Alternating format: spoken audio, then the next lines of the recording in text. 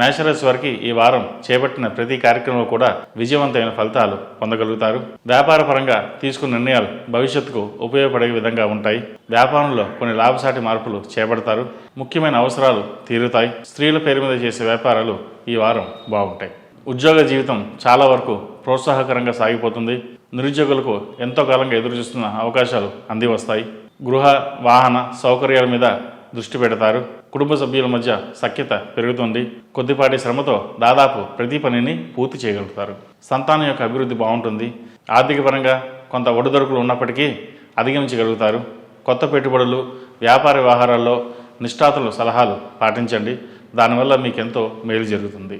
ఈ రాశిలో జన్మించిన వారికి కలిసి వచ్చే సంఖ్య నంబర్ 4, కలిసి వచ్చే దిక్కు తూర్పు, కలిసి వచ్చే రంగు గ్రీన్.